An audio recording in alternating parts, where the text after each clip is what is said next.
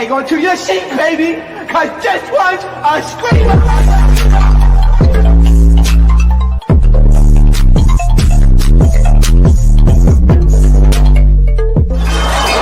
Are you not entertained? Are you not entertained? Are you not entertained? Anything you want me to, I don't really like it, but my dad is just the yeah. All right, let me stop. Shout out to y'all showing love to the Instagram post, y'all. Now follow me on Instagram. Follow me on the personal Instagram, y'all. Don't just follow the blog. Follow me on personal Instagram, okay? What is going on, entertainers? So today I'm coming to y'all with another video. We doing the Hollywood Hot Topics, y'all. I also want to make a quick announcement. Some of you guys like to listen like on the way to work or whatever. So soon to come, I'm going to be on Spotify and on like digital platforms such as Spotify. So you guys will be able to listen to me for the ones that don't like watch and listen. You get what I'm saying? The ones that be like on a car ride to a location, work or event, whatever. I'm gonna be on there soon. Okay. Dr. Miami, you guys, is being exposed by a past worker of his that ran his social media. If y'all remember, she used to run his social media and had his social media like blowing up. While it's been a few years since she's worked with him, well, she decided to go on TikTok and give us a little 5-parter story time. Break down what happened, why she stopped working with him, why she feels like she got finessed, okay, in a very detailed way. Now, what's bad in her situation is she was not only a social media manager, but she was also working somewhat of another position for him. So she was kind of basically doing double the work for not as much money as she really deserved. You're gonna want to sit down for this. Reasons why I left Dr. Miami, guys. Honestly, I would have never told this story, but every 6 months, like actually clockwork, this man makes a video that references me in like a funny way. And it brings so many people to my account. And they're like, what happened with Dr. Miami? What's the beef? Why do you hate him? You thought you were bigger than the program? Like all this fucking bullshit. And it's so like, I'm like, free me. And maybe it took like 2 years for me to figure it out. But like the only person who could free me from this situation is me. Like, and the only way I can be freed is with the truth. So I'm literally just gonna tell you guys. And like, there are parts that are like, what the fuck? And then there are parts that it's just like, yeah, which is also why I never told this story, because you're going to hear some examples that you're like, what the fuck? But someone's millionaire boss treating them like shit, exploiting them and like undervaluing them is not unique. That is happening everywhere in the world. That is happening every day in America. And it's more often the case than not. Which is why like the theories would be coming out and I'm like, yeah, guys, like you're all right. Actually, like everyone is right. So like the reason why I left Dr. Miami is not super dissimilar from why you guys would leave your jobs. Like, I guess the only difference is that like it was more personal for me, because when you don't like your boss, when you don't like what they stand for, when you don't like how they treat you, you could just say, fuck it, I'm going in, I'm clocking in 9 to 5, and you leave. And you're like, fuck my boss. Whereas like me, I'm not just like doing my job.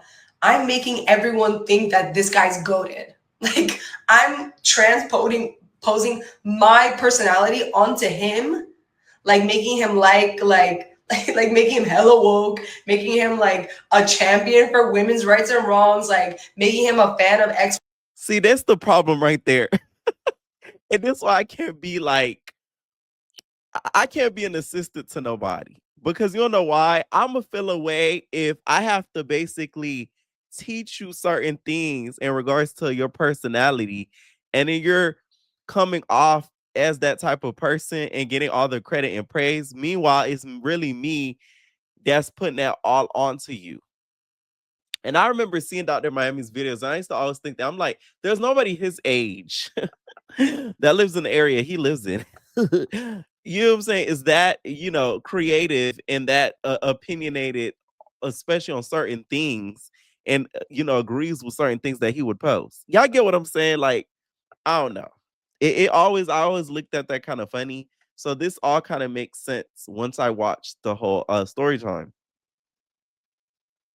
XYZ celebrities. Like, I'm giving him like online my personality so that you guys fuck with him. And he couldn't be more opposite from all of that.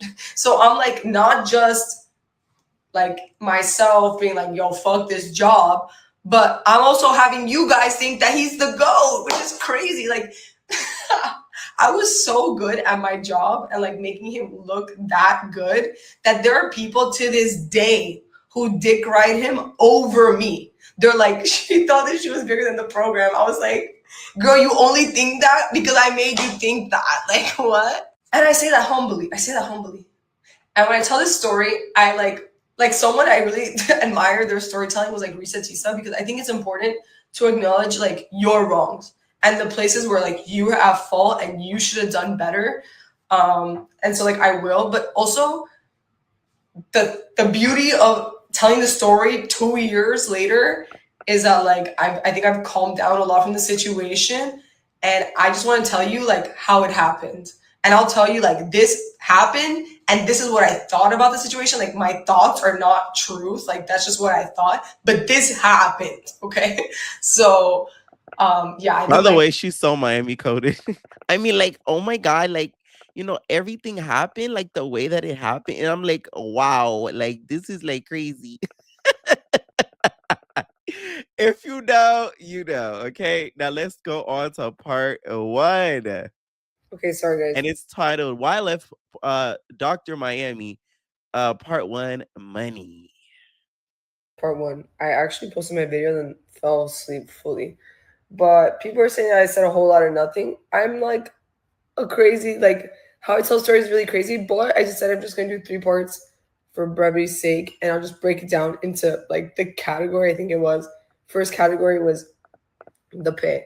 So I had never had a job in marketing, and it was kind of like a crazy transition when I became his social media manager. So originally they hired me to be half administrative assistant, half social media person, and I was getting paid $25 an hour as a full-time employee. But then within like the first 1 to 2 months working there, obviously the TikToks were popping the fuck off. And we kind of just decided I'm only going to be doing social media. But obviously, taking videos of someone does not take a lot of time. So I would be there, like committed to be there Monday through Friday. But my hours were like pretty much part time. Like I would work a couple hours and then leave. So making $25 an hour, like in a year, I made 40K. Like before taxes, and it just like was not enough to survive. And people would literally be commenting like, you need a raise, you need a raise, you need a raise, and he'd be like kiki kiki kiki like in the comments. Meanwhile I'm like, nah bro, like I need a raise. Like even his kids would be like, give her a raise, whatever. So at one point I'm like, I go to the office manager Rosie, who's like his sister-in-law and also like part of the business. She runs everything. And I'm like, I love you guys, but like, I cannot, this is like early in the beginning. I cannot work here because mama, I need to pay rent. Also, I had so much shit going on in my personal life that like, my main goal was like, I need to move out and like make my circumstances like better. And she was like, we can't give you a raise, like, sorry. And it was so crazy because I had taken their account from like 1.1 million followers and 5% engagement to like 3.2 million followers and 25% engagement in like 1 year, like literally unheard of. And so like unheard of past 2020, like 2020, that was like kind of an easy thing to do with an account. Not just that, I did insanely good PR for him. Like before I got his account, motherfuckers did not like him. Like if you looked his name up on Twitter, it was actually jump scare. So she rejected my raise ask, which becomes a theme. Like every time I ask for a raise, they always tell me no. And it's almost like demoralizing because I'm like, bro, I cannot be doing a better job at this job than anyone is in the fucking industry. And like the comment section is telling you that I need to get paid a decent living. Like, why can't I just get paid like a normal person?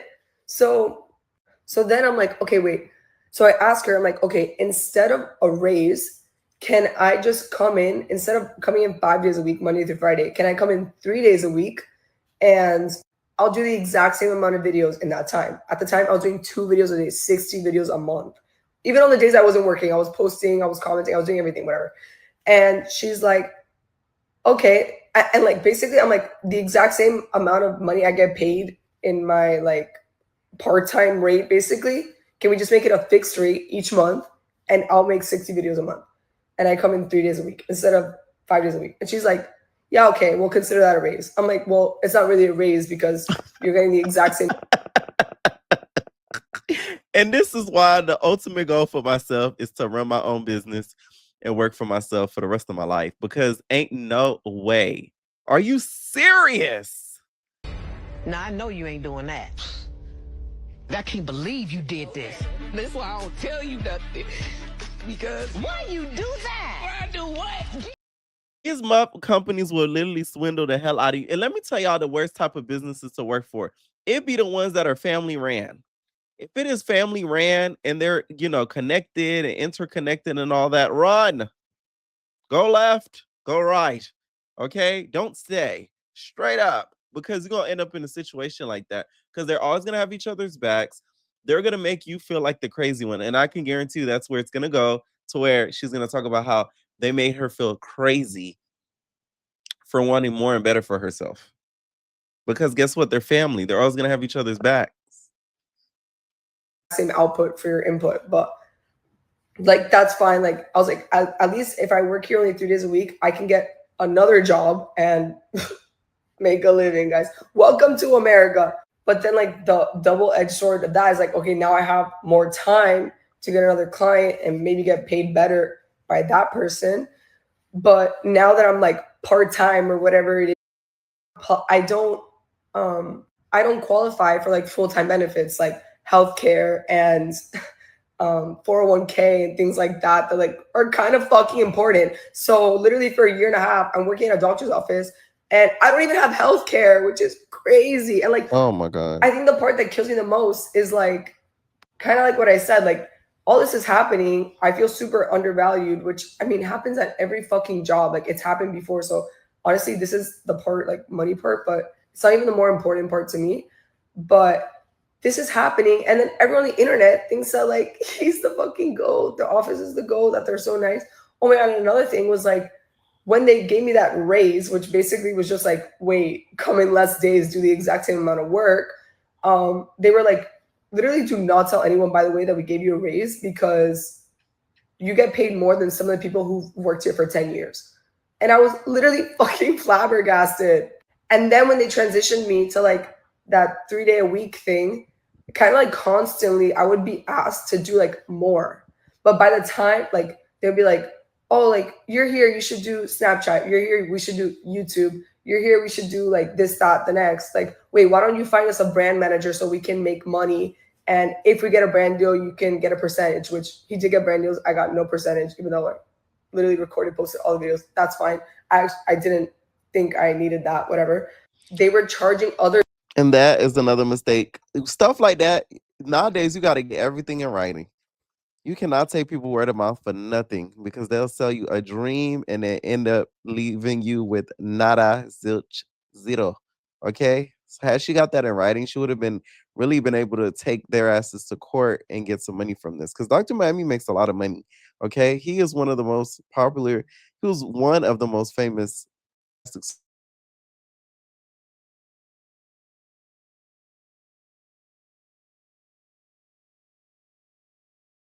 That's about it. Doctors who would like come to the office and like basically learn how to do TikTok from me. They would charge them like 5 to 15K for one day. I would not make any part of that. I would still be getting paid my normal rate. So it wasn't just like, I didn't really care about no, I did care about the money. Like after a while, it became kind of like disrespectful. It was like, what the fuck? And what makes it more disrespectful is like that man cares so much about money, because I'll get into the next part. When they were not making like money, which I'll explain why, he would have the craziest crash outs. So it's like, for someone who is so obsessed with money and the concept of having to pay for things, why can't you understand that other people have to make a living too? Like literally crazy. And when I left, I remember they posted like a listing, like hiring $25 an hour, and everyone's like, that's how much she was getting paid. But it's like, it's not even that bad, guys, because $25 at a full-time rate is not bad. But I was like part-time, like, okay, for the accountability part. So Rosie, his practice manager, was like also became like my really good friend. So like we would do a lot of things together. Like we did CrossFit for like a full year together. We get our hair done together, whatever. And there was like a lot of things that like she would buy for me, like pay for me for, like my gym membership, like one time a spa thing, like a Harry Styles bag.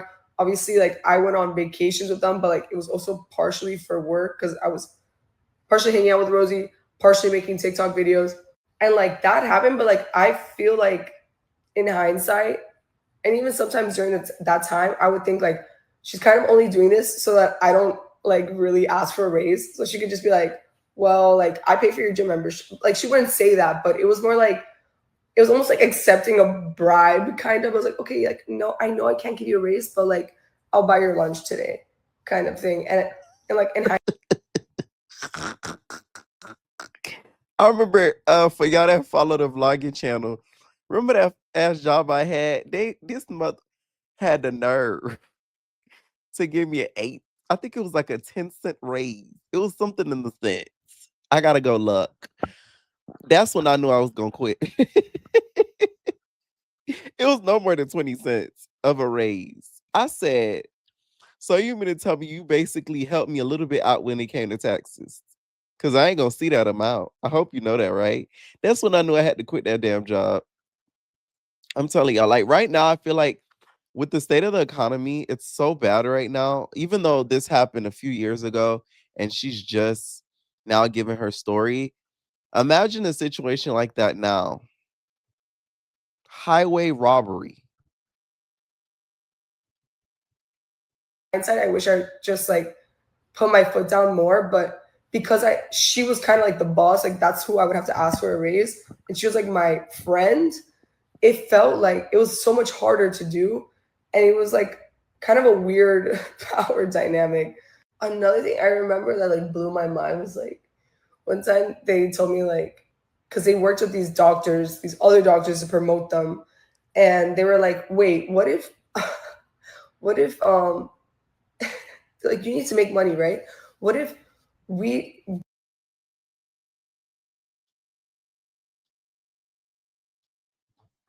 because they worked with these doctors, these other doctors to promote them, and they were like, wait, what if what if like you need to make money, right? What if we like ask the other doctors if they want your TikTok ideas, and then like they'll pay us and we'll give you a percentage. And I'm like, why would you get the percentage if it's my idea? I was so confused. But again, nothing crazy there because hello, welcome to every business and every millionaire in America ever. But whatever. Okay, so that is the money part. All right. And then she then continues with the other problems that she had working there. And the reason why I wanted to talk about this as well, just because right now, when it comes to jobs and job hunting, like people will be stuck in situations like this and will deal with it just because it's so overly saturated with the amount of people that are unemployed that it's like the littlest thing that you get, you make sure to keep it and you don't lose it because you may not get anything better than what you have. As sad as it is. Okay, part two, why I left Dr. Miami. This is gonna be his personality. I started off with the pay because it's like the most like there's so many other parts that I probably forgot about because you guys wanted me to be succinct, but that's probably the least emotional part of it because it's just like pay is pay, like that's math. Like the value I'm giving you is not the value I was getting, and that is simple. But the personality aspect is hard because not only do we have his personality, which is like erratic, insane, like he's the kind of person that like he has no concept of like good or bad. It just like everything to him is good. Like he believes like all press is good press. Like it doesn't matter what you're saying about him, as long as he's getting attention, he loves it. Like his number one objective in life is money. Like that's all he gives a fuck about. So like if the attention could lead to money, that's all he fucking cares about. But we're not just dealing with his personality. there's the practice manager who's Rosie and like my good friend at the time. And at the time, I wasn't able to, I was like too close to the situation to recognize that like. And what's so crazy about this story, Rosie is the reason why she stayed longer, because that's why you got to really be careful in corporate America, because there's these types of managers. Oh my God, that's why I cannot wait to drop this finance job story time. Child, this is why that show couldn't cast me. I be talking too much, but I don't care because it's like, oh, people really be trying you, dog. Like, okay, the freaking manager at the finance job, whatever, he would freaking like always like buy us like lunch and like breakfast, whatever, and like low key be so demeaning and treat us like crap. And that used to irritate the living crap out of me. And I'm like, you think I give a crap about getting Panera bread, you little prick, when I could buy it my damn self? Giving us Panera bread and stuff to kind of shut us up. I remember one time he snapped on my coworker so bad. She like gagged. And he was like, oh, I'm gonna go pick up the Panera bread. And gave us like these subs. I'm like, this piece of crap, bro. Like, oh my God. Y'all, I'm gonna drop this to y'all, don't worry. Though she was my friend, she was my boss at the end of the day, and the person whose side she was always going to take was his. And so even when he was being himself, which was actually fucking insane, she was kind of just like the person who would like do the cleanup job, right? Like the emotional cleanup job. And I felt like really connected to her, which is why for a long time, like I didn't leave. Why also when I left, I didn't want to say anything bad about him because I didn't want to hurt the other people that are close to him, like Rosie, his kids, like his wife, like people that like just don't deserve to catch a stray on his behalf. But so you get an understanding of his personality and like how just like he just like doesn't, he has like no social cues. And it's not about his intent, it's about his impact. When I first started working there, he looked at me and was like, you need arm lipo. Like, no one asked. And it saddens me, Kelly. And what am Abby in this clip needed arm lipo. And it saddens me, Kelly. And what am Eventually she got it. Oh my God. I can't. I would have been like, bet, can you give it to me for free? Thanks. I was like, you need 22-year-old girl, like you have fat arms, you need arm lipo. And I was like, I thought it was a joke at the time. Like I was like, yeah, but he would bring it up so consistently that it became like a complex of mine. And I started to go to CrossFit with Rosie for 1 full year to spot train my arms. And every month we would go. I'm sorry.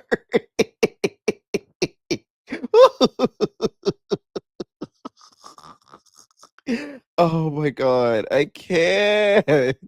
No, I didn't see it coming. We can't hear you, girl. Talk a little louder, like how when you suck. Oh man.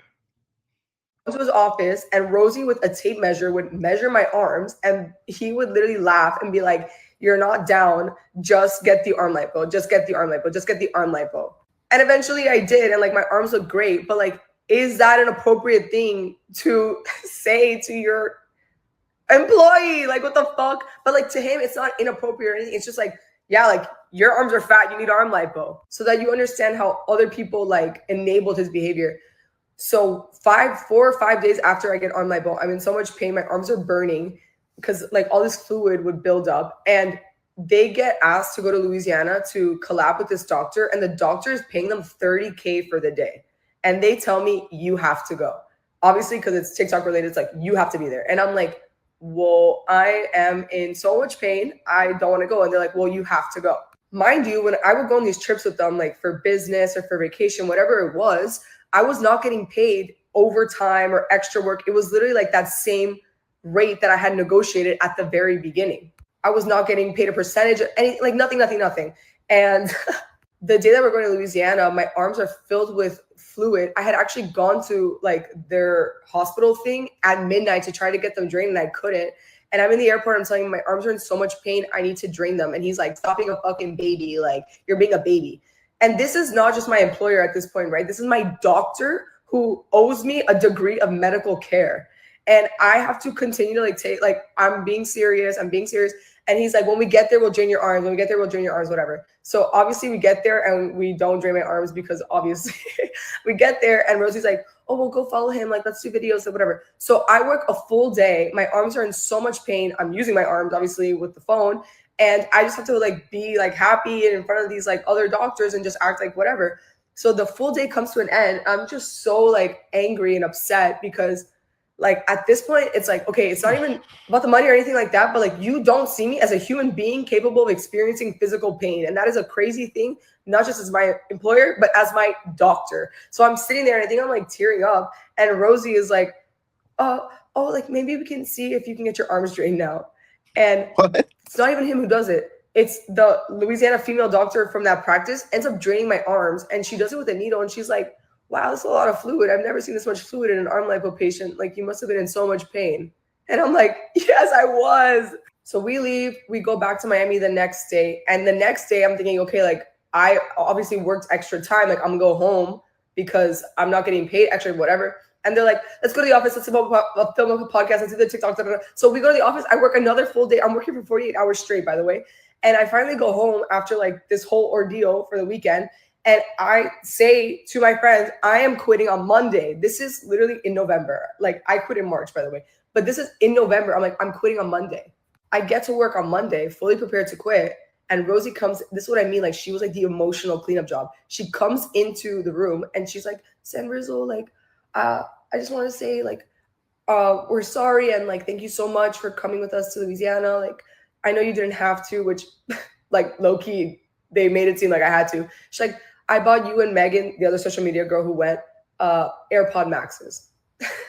And so like I take the AirPod Maxes and I don't quit. And like, obviously accountability time, like I probably still should have fucking quit. But it's just, you don't understand. Like, I'm good friends with her at this point. And like, I'm telling her. The internal battle for quitting a job is so deep. It's deeper than a lot of people know. Like, because it'd be like, one, do you really need the money? Two, is your mental health that important over the money? And then three, do you have something lined up right after? See me, I'm a risky bitch. I'll be quitting without anything lined up. Ask anybody that know me in real life, Pierre gonna quit. I don't care. Like, it's just like, I'm not gonna let anybody play in my face and think they're gonna get away with it. Like, it's just like, no, it's not in me. It's just not in me. I can't do it no more.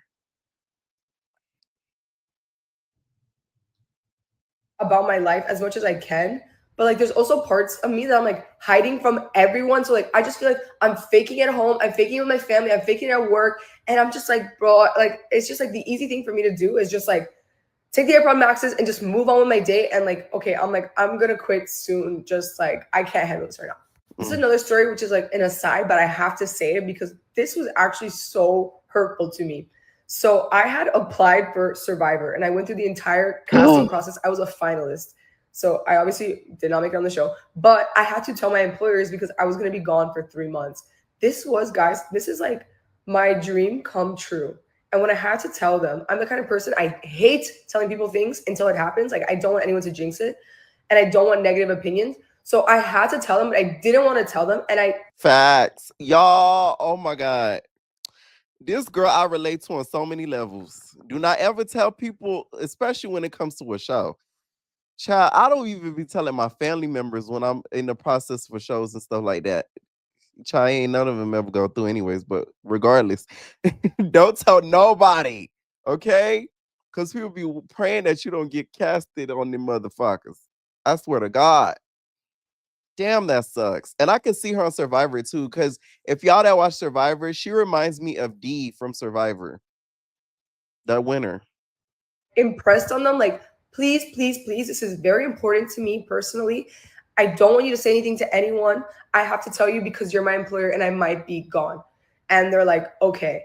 The next day, or maybe that same afternoon, I walk into the OR and he has told the entire OR staff, who I think, I'm pretty sure, they did not really fuck with me. Like, they thought I was kind of, like, annoying because they're really serious people. And like, I would be in there, like, asking to do TikToks and stay later than like they usually do. And they would have to, because he would force them to. But like, they just thought I was like I had a silly job, whatever. So when I went in there, they were like all making fun of the survivor thing. And I was just like, I literally felt like a kid getting bullied at like the lunchroom table. I'm like, bro, like I tell you, it's just my dream. Like, please don't say anything.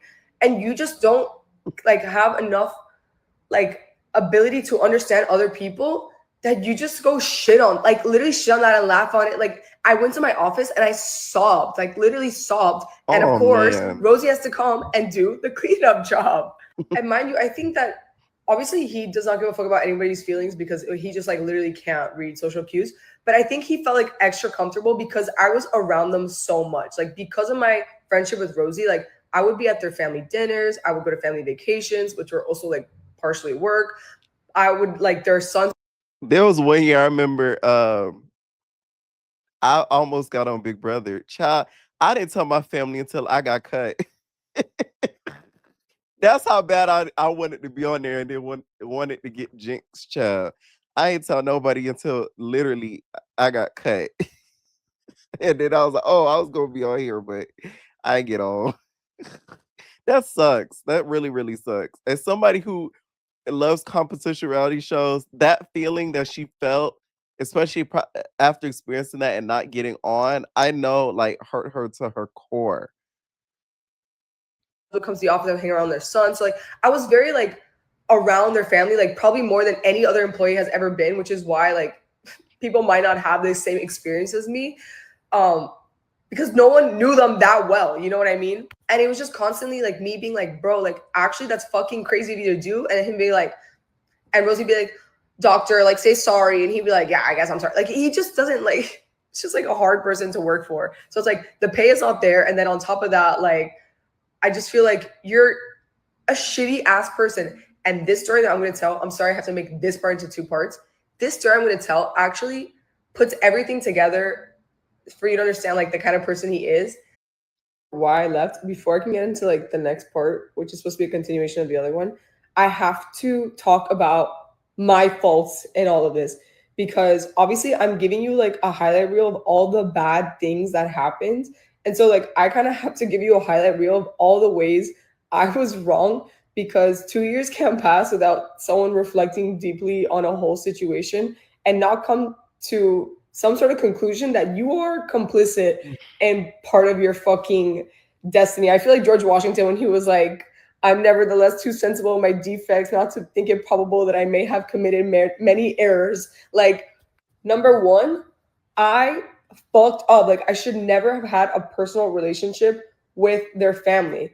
But to be fair with you, like, it's hard. Like, I went from having jobs with like people that were my age and that I like am still friends with to this day, like best friends with, that like for me work was like synonymous with like fun, kind of. Like I never not like loved my coworkers and had a informal relationship with them. And so like with Rosie, she didn't really seem like my boss. She kind of felt like my friend. I won't say the same about the doctor. Like he was more like Rosie's family member, so I felt like I could talk to him however, but like I didn't really have like obviously a friendship with him, like no way. But with Rosie, it was more like I just felt like, yeah, you're my friend, why not? And like we confided so much in each other. And I know everyone's like watching this back and being like, girl, like work is not play, like play is not work. But like when you're 23 and that's like all you've known, that's like how you think. And I don't necessarily believe that work can't be personal, even to this day. But it definitely was like error number fucking one. And I think what made it so bad was that the personal relationship that I had with Rosie, who was my boss, made it hard for me to like really speak my truth. And that's the problem with like taking work home and like being too personal, is that like when it's just a corporate thing, you can tell someone go to hell. Like you could be very strict with your standards and your boundaries, and you could talk about money, you could talk about like deliverables and all these things because it's just work. But for me, it wasn't that. And so it was hard for me to really be honest about how I felt, because I didn't want to feel like I just didn't want to feel like I was offending anyone or making anyone feel like they're making me uncomfortable. It's just like really, really weird. And that is my fault. Like I played a part in that. Another thing is I had a boss, her name was Yami. Bro, she told me something that I will forever remember in my life. She said, "You are not a tree." She was like, "You are not a tree. You are not stuck." You are not a tree. You can move.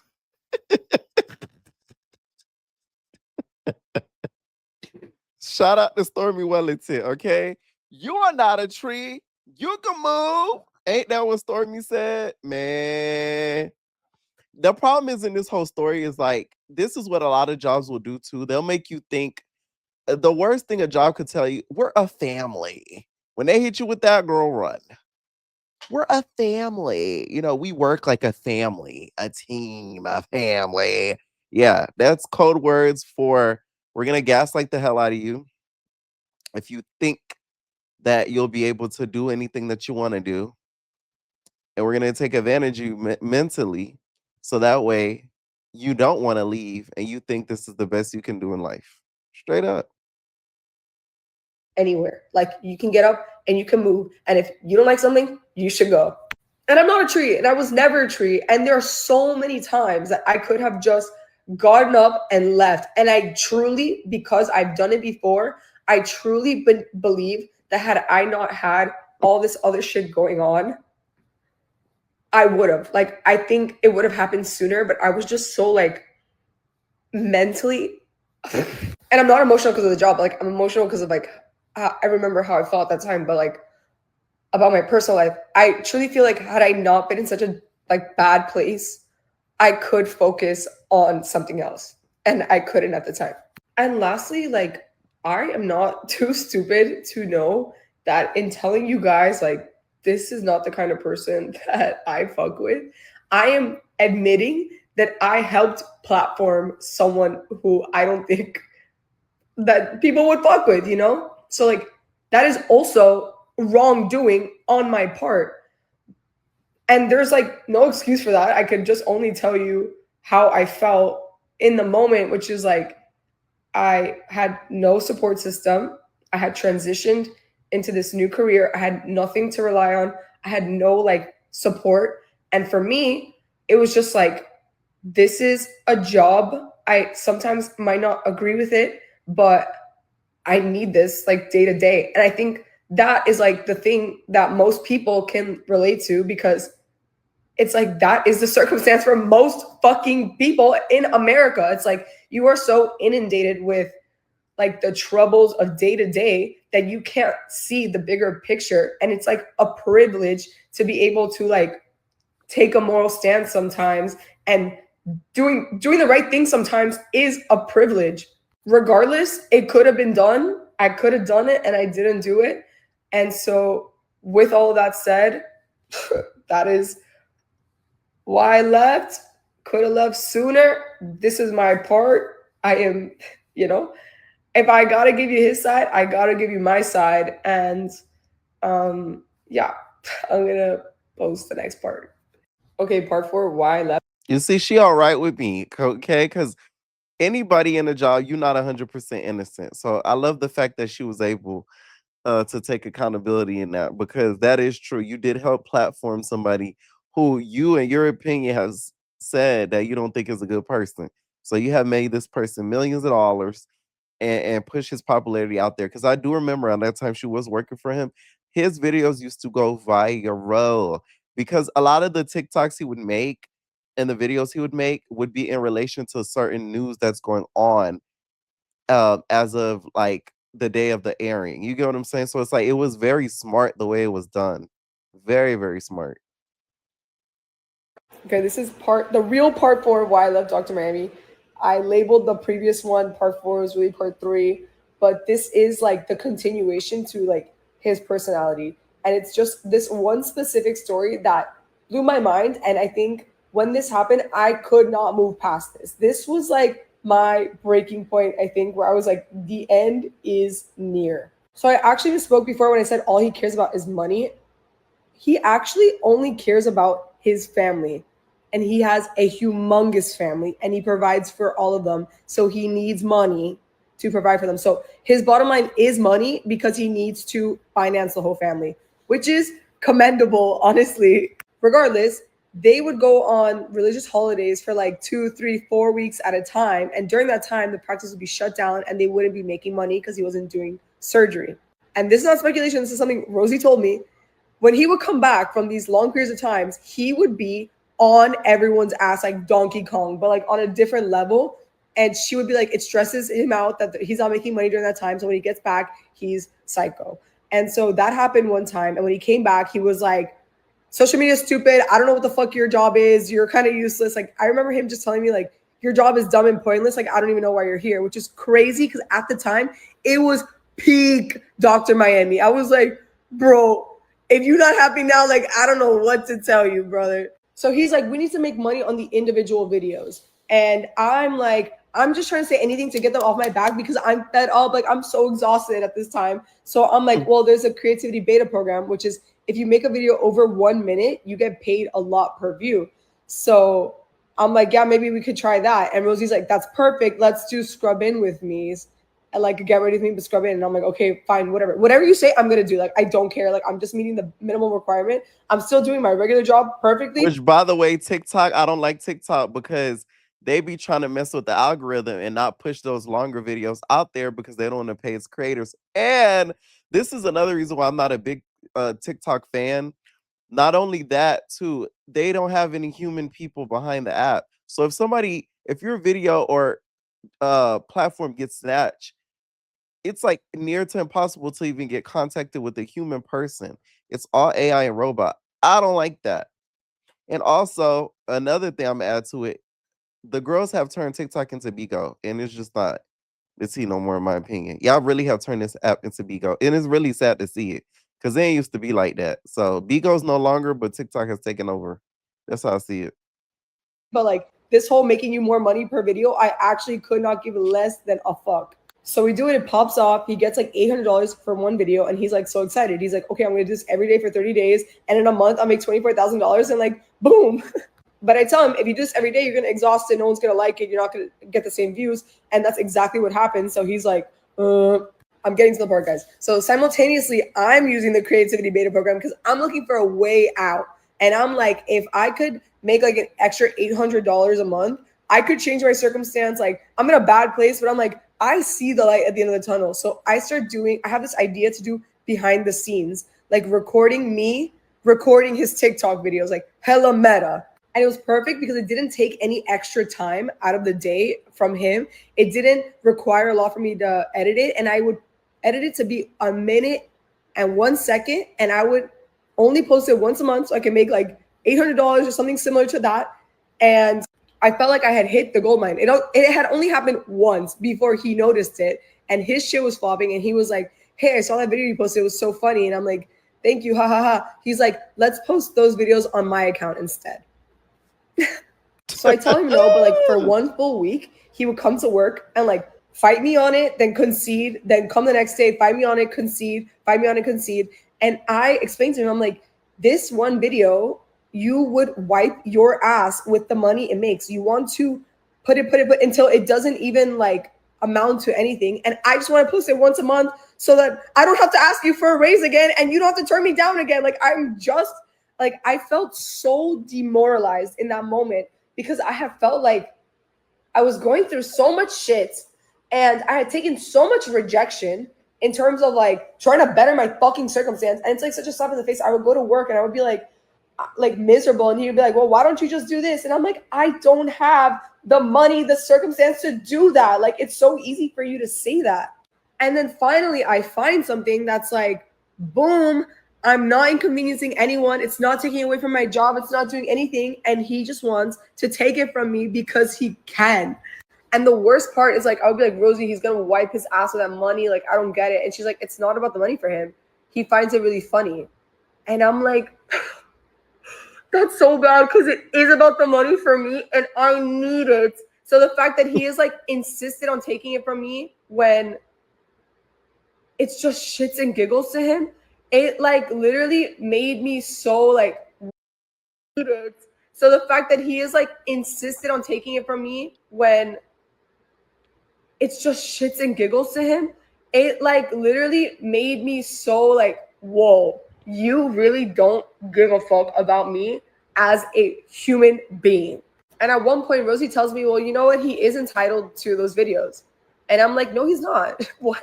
I'm in all of your videos. And she's like, well, he's at least entitled to half. And I'm like, how is he entitled to half? And she's like, because he's in your videos. And I'm like, how much money have you guys made from the videos I'm in that I never got a part of? And she's like, that's a part of your employment. And I was like, well, a part of my employment contract, part of the reason you hired me is because I had my own following. And it was an understanding that he would be in my content and I would be in his content. But he's never been in my content because I don't post, because I'm so obsessed with your account and Bella's account and everyone else's account that like we've never even crossed that bridge. So she's like, you know what, you're right, but like there's no like winning with him. I'm gonna try to talk to him, whatever. So because again, like I don't even know what I was thinking, but I was like, I tell him, I'm like, I get it, like you think it's funny, like I'm going to make 2 behind the scenes. I'm gonna post one for me this weekend and one on your account this weekend. And that's the plan. That weekend, it's Sunday. It's the only day a week that I don't like talk to anyone that I work with. Like I just post the videos and I go about my business. And he texts me and he's like, are you going to post a TikTok? And I'm like, yes. And he's like, the Queen Charlotte one.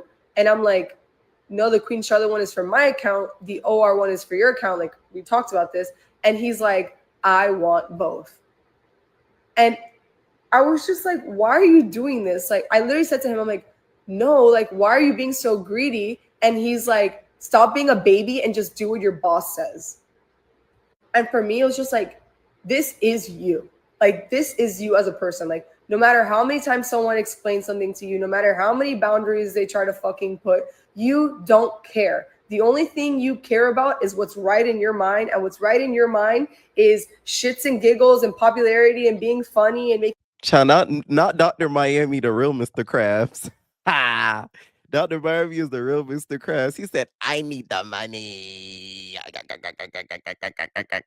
Okay?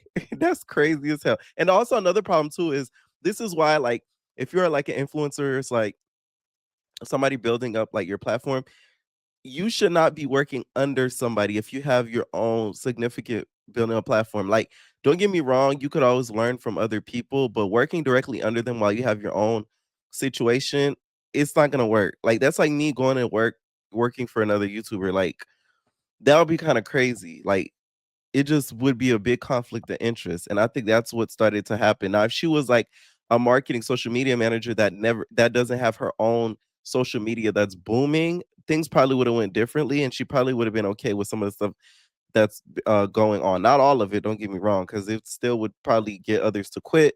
But I think her having her own social media with a huge following, because right now her TikTok has over 700K followers, that in itself is already a conflict of interest.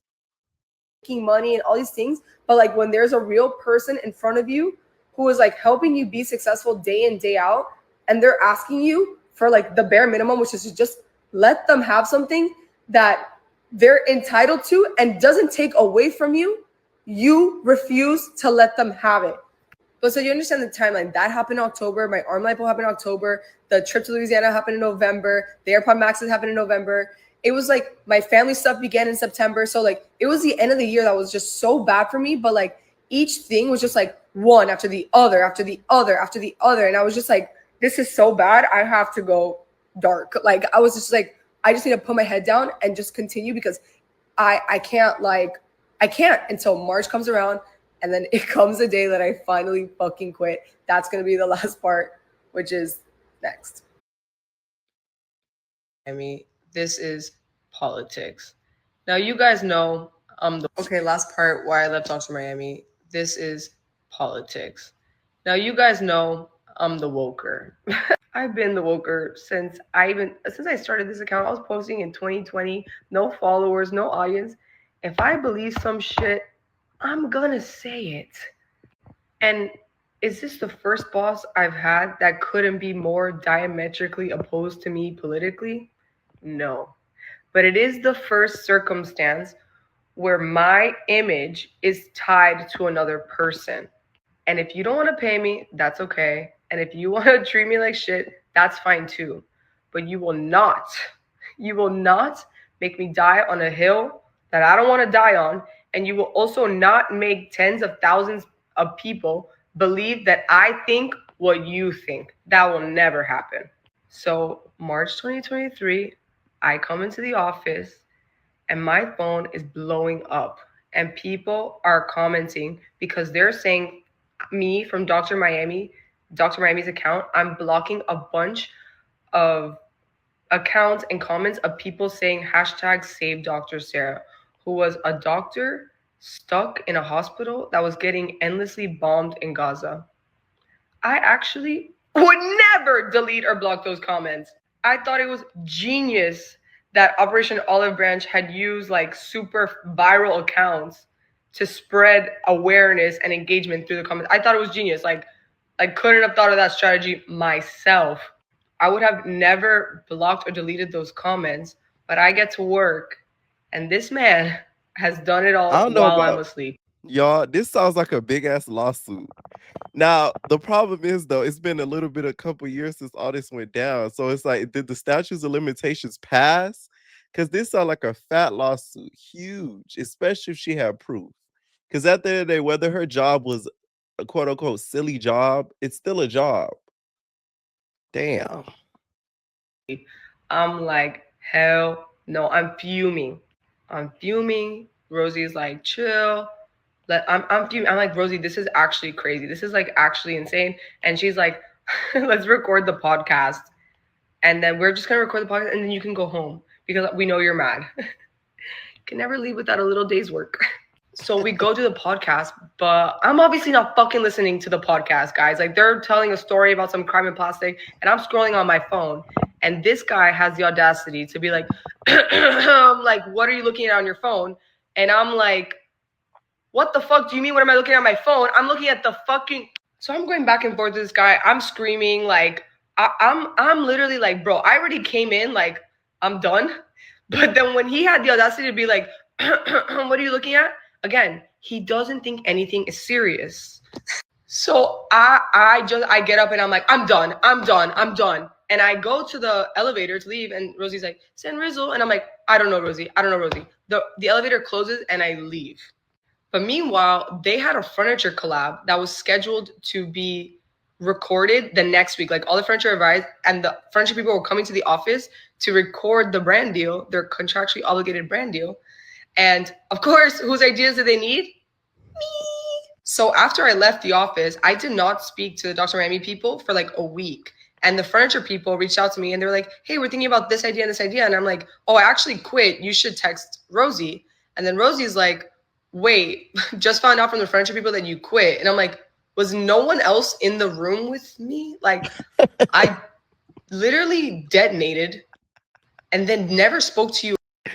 You know, it's crazy. You know, a job is toxic when like you either quit or you look like you about to quit and they still delusional thinking you want to be there. Like, they can't even read the signs.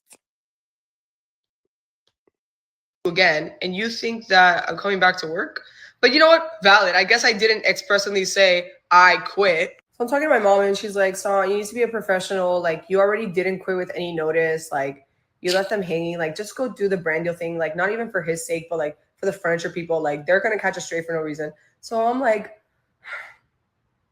and I show up to record the brand deal for them. Guys, I have dumb bitch written on my forehead. So I do the couple hours of filming. I'm about to leave and then something happens, but like, doesn't matter. Rosie is like, we would love to speak to you. This part blows my fucking mind. And I obviously, like, at this point, everyone understands that I'm quitting. So she takes me into Dr. Miami's office. We're sitting on these little chairs and she says, doctor, I don't know if you know, but Santina's quit. And this guy turns around and says, what? Why? And I, again, detonate. I didn't know you could detonate twice. I start going crazy. I'm screaming. I'm crying. I'm like, I can't stand you. I can't stand you. And he's like, okay, so do you want to make, like, literally I'm going crazy. And he's like, what did he say? He was like, so what, do you want to do like a little TikTok saying goodbye? And I'm like, what? No, like, I hate you. Like, I'm literally like, I don't hate anyone, but like, I'm literally going crazy. And he's like, you're just going to leave the audience hanging? And I'm like, what is wrong with you? Bro, like, I was like, this is you, bro. Nothing phases you. Like, nothing is right or wrong. All you care about is the little clout that you can get here and then and the next. A little giggle that someone might fucking give you. You're a jester. You're a jester. Anyway, so I come down and I'm just like, I need to get out of this conversation. So they're like, Rosie's like apologizing, of course. And I think his son is in the room. And she's like, well, maybe you could, okay, she's like, maybe you could teach his son like how to post so he could take over. And I'm like, it's not clicking to anybody. And because I always had this is March, by the way, I always had hella backlog of videos to post because the best at my job, they post videos that I had made for like 1 full week after I quit. Like they're posting. And then they wait to announce that I quit on April 1st. It is the perfect ending. The perfect ending for a fucking jester. You announce that I quit on April 1st when all we do is joke on the internet. Obviously, the entire internet thinks it's a joke, but that is a strategic decision.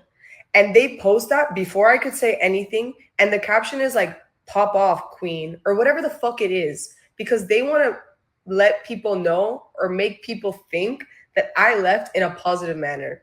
Either that's the image they want to put out there, or that's genuinely how he felt, which either one could be fucking true. I'm not sure. But that's why I quit. And that's how I quit. And I made the decision to not say anything, not just for myself and my peace. Because at the time I was like, yo, I'm out of a job, need to find another job. You can't talk shit about one employer and expect to get another one. That was number one. I didn't say anything because I know how the internet is.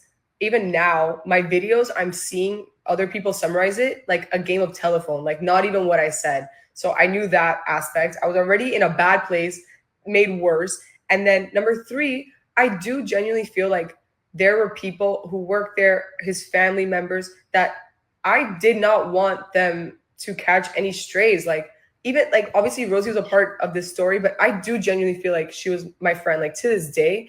And I think that her trying to rectify all the situations was out of care for me. Like, I know you guys are gonna think like, bitch, you're like manipulated, but it's not true. Like, she wouldn't rectify the situation if it was like somebody else. And I think she made the effort because she cared about me. But at the end of the day, she is a part of the family business, and it's a family business, and the family business is always going to come first, which is something like I can understand, but just in hindsight, it's like, damn. Regardless of the situation, me deciding not to say anything led to so much speculation. And the part that really upset me the most is that every time there was some sort of conversation between why I left or this or that, the next, it always came down to me versus another woman. It was always like, who cares if Santina left? The new girl's better. Or I don't like the new girl. Santina was better. And to me, that was the part that I was like, bro, this is worst case scenario. Because the fact that no one could see the common denominator between all of us is one man is the fucking issue. And to this day, people are like, even about the people who worked before me, oh, they were the OGs, she's not. I don't need to be pitted against another woman. Everyone is doing their best in every capacity, and we are working in the same exact position for the same exact person. So if a conversation is to be had, it's about the common denominator, not us, and definitely not us against each other.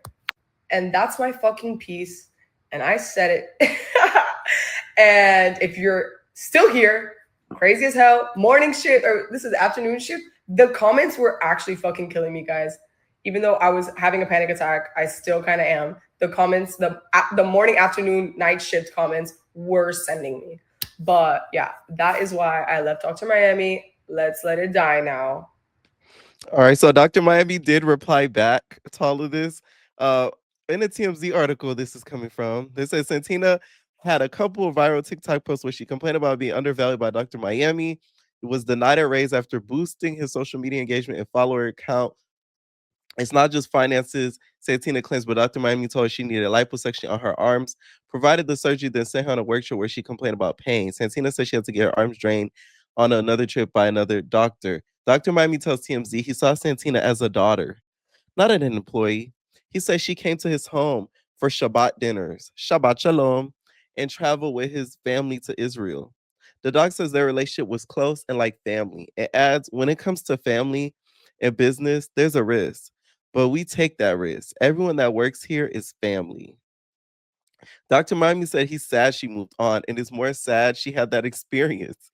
He says he doesn't want to invalidate what she's expressing, but says from his perspective, his team is happy and paid well. He says there's no bad blood on his end, and he's forever grateful for the work she did for his social media presence and wishes her the best and would hire her back.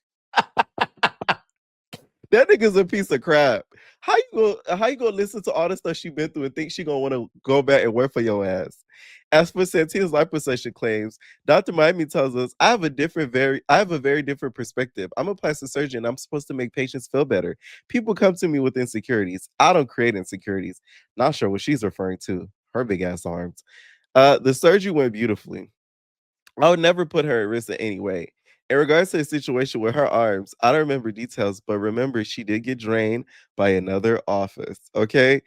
Just from that statement alone, you could kind of clearly tell that like he's a piece of EPOS just because the opportunity of her working for him again, it's kind of pathetic. Now, since then, Santina has posted about her desire wanting to work for wanting to do Survivor, which it would be pretty funny though if she did get casted, just because of this whole story time. The girl does seem entertaining, so I wouldn't mind it. Let me know what y'all think down below about all this. Have y'all had a freaking monstrous boss like this? I've had somebody very similar work for somebody very similar to this, to the point where they would gaslight you, shower you with like food, gifts, and little stuff to make you feel better while continually treating you like crap. Okay, let me know what y'all think down below. What could have been done to make the situation better? And we are babies.